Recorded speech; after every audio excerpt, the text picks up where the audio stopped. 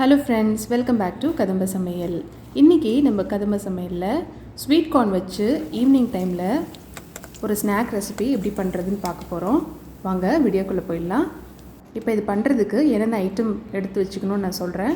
Sweet corn வந்து ஒரு அரை கப்பு, எதுவும் வேக வைக்க வேண்டாம், அப்படியே ஃப்ரெஷ்ஷான கார்ன் தான். அது வந்து இந்த மாதிரி தனியாக எடுத்து வச்சுக்கோங்க. அரை டீஸ்பூன் சோம்பு,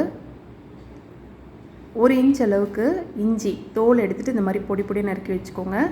2 டேபிள் ஸ்பூன் அரிசி மாவு, 2 டேபிள் ஸ்பூன் கடலை மாவு, ஃப்ரெஷ் கொத்தமல்லி கொஞ்சம், 4 பச்சை மிளகாய், 4 மீடியம் சைஸ் வெங்காயம். இப்போது நம்ம உதுத்து வச்சுருக்க அந்த ஸ்வீட் கார்னை வந்து மிக்சியில் போட்டு அப்படியே ஒன்றும் பாதியமாக ஓட்டி எடுத்துக்கோங்க. முழுசாக இருக்கக்கூடாது. முழுசாக இருந்ததுன்னா நம்ம எண்ணெயில் பொரிக்கும் போது வெடிச்சு வரும். அதுக்கப்புறம் அதில் நம்ம ஏற்கனவே எடுத்து வச்சுருந்து 4 வெங்காயம் பொடி பொடி நறுக்கி சேர்த்துக்கலாம்.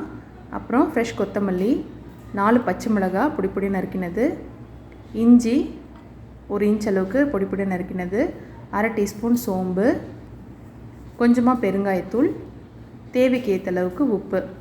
இதை மட்டும் போட்டுட்டு ஃபஸ்ட்டு நல்லா கலந்து விட்டுக்கலாம். நம்ம வந்து மாவெல்லாம் போட்டுட்டு கலந்துனா ஈவனாக மிக்ஸ் ஆகி வராது. அதனால் ஃபஸ்ட்டு இது மட்டும் ஒரு பெரட்டிட்டு அதுக்கப்புறம் நம்மளோட கடலை மாவும் அரிசி மாவும் இதோடு நம்ம சேர்த்துக்கலாம். இப்போது 2 டேபிள் ஸ்பூன் கடலை மாவு, இதோடவே 2 டேபிள் ஸ்பூன் அரிசி மாவு, இது ரெண்டுத்தையும் இதில் போட்டு இதை வந்து இப்போ நல்லா கலந்து விட்டுக்கலாம்.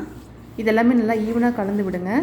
தண்ணி எதுவும் ஊற்றிட வேண்டாம். ஏன்னா நம்ம வந்து ஸ்வீட் கார்ன், ஃப்ரெஷ்ஷான ஸ்வீட் கார்ன் சேர்த்துருக்கோம், வெங்காயம் சேர்த்துருக்கோம். அதில் இருக்க வந்து ஈரப்பதமே போதும். இப்போ பாருங்கள், நல்லா கலந்து விட்டதுக்கப்புறமா அப்படி பிடிச்சிங்கன்னா உருண்டையாக பிடிக்க வரும். இதுதான் அளவு. நம்ம வந்து இந்த மாதிரி சின்ன சின்ன உருண்டையாக இப்போ வந்து எண்ணெயில் போட்டு எடுத்துக்கலாம். எண்ணெயை வந்து சூடு பண்ணிவிட்டு அதில் இந்த மாதிரி போட்டு நல்லா ஃப்ரை பண்ணி எடுத்துக்கோங்க. அடுப்பு அனல் வந்து மீடியம் டு லோ ஃப்ளேமாக வச்சுக்கோங்க. அப்போ தான் ஈவனாக வெந்து வரும்.